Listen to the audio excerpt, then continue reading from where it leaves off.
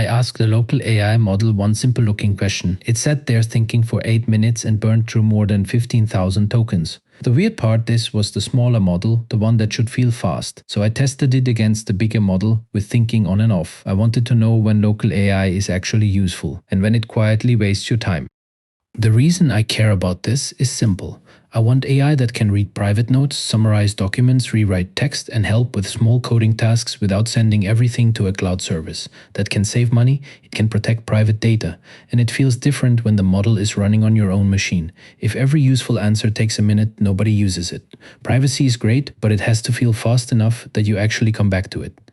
Before the benchmark decode delivers, model size is the backpack. Bigger model, more data per token. Context size is the desk. More conversation, more nodes.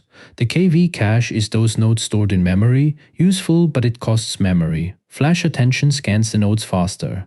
KV cache quantization stores them smaller. Keep alive prevents reloads between questions. Thinking mode is different. It writes extra scratch work, so waiting grows even when token speed stays the same. So set the speed levers in this order. Set the context window to the context you actually need. 16 to 32,000 tokens is often enough. A huge default context grows the KV cache and can waste memory bandwidth. Use keep alive if you ask follow-up questions, because it avoids loading the model again. Turn on flash attention if your backend supports it, especially for larger context. Use KV cache quantization when memory pressure becomes the bottleneck. Then choose the smallest model that is still good enough for the task. The hard speed limit comes from memory bandwidth divided by model size. A 31B model moves far more data per token than a 12B model, so it lands around 13 tokens per second on this machine.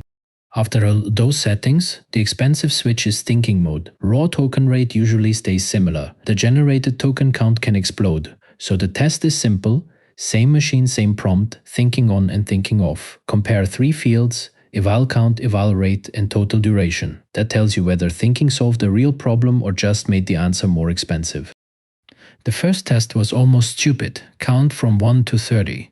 With thinking on, the model generated 526 tokens and took 43 seconds. With thinking off, it generated 138 tokens and finished in 18 seconds. The tokens per second did not really change. The model just stopped doing unnecessary work.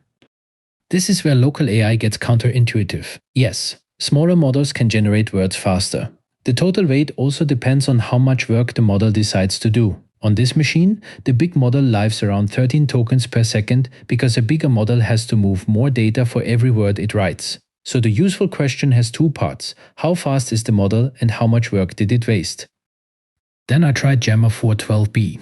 This is where local AI starts to feel real. It ran around 32 to 36 tokens per second on the same machine. Roughly 2.5 times faster than the big model. For summaries, quick document questions, extraction, and small coding help.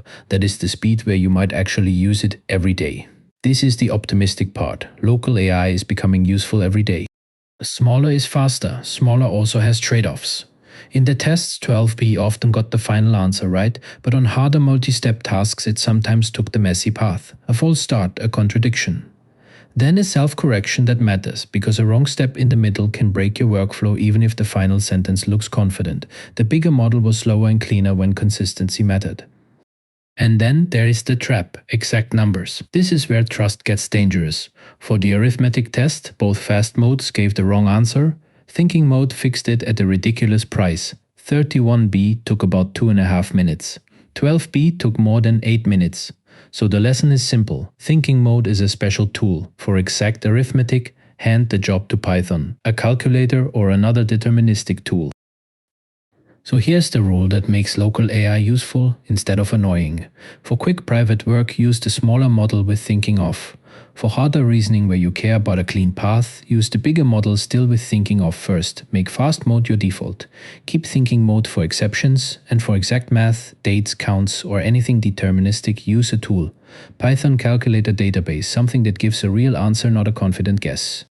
Local AI is slowly starting to feel real. It means a laptop model can be genuinely useful as long as you route the task correctly. Check your Ollama setup. If your model is thinking by default, you may be paying a huge waiting tax without noticing. Comment default if I caught your setup. And if you like this kind of real-world AI testing, I also ran a blind comparison between Opus, Fable, and GPT 5.5. That video is the next one to watch.